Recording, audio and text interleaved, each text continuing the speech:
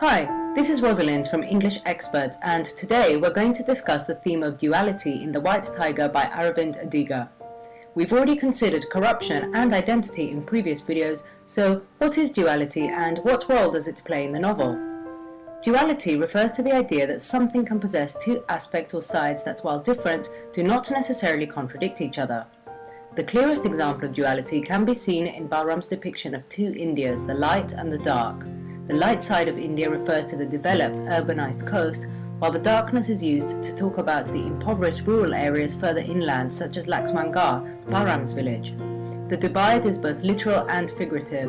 A lack of investment keeps villages without electricity, and the lack of education means its residents often demonstrate unenlightened views, including Balram's own superstitions.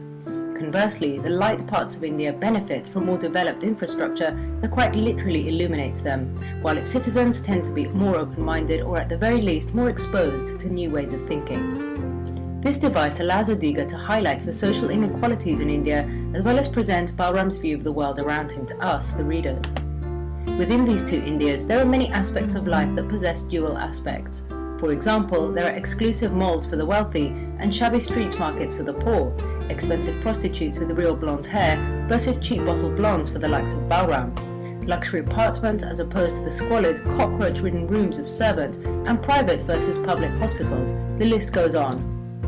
Although Balram is a multifaceted character rather than one with just two aspects, nevertheless one of the central questions revolves around two different ways of looking at the single act that comes to define him, the murder of Mr. Ashok. The reader can condemn Balram as an immoral, cruel killer, or exonerate him as an ambitious man who takes the only way out available to him. Right and wrong, Adiga seems to suggest, cannot be neatly separated, and in some ways are two different sides of the same coin. Morality, which we will explore in the next video. To conclude, duality, or the idea that something can possess two aspects, is a major theme of the novel.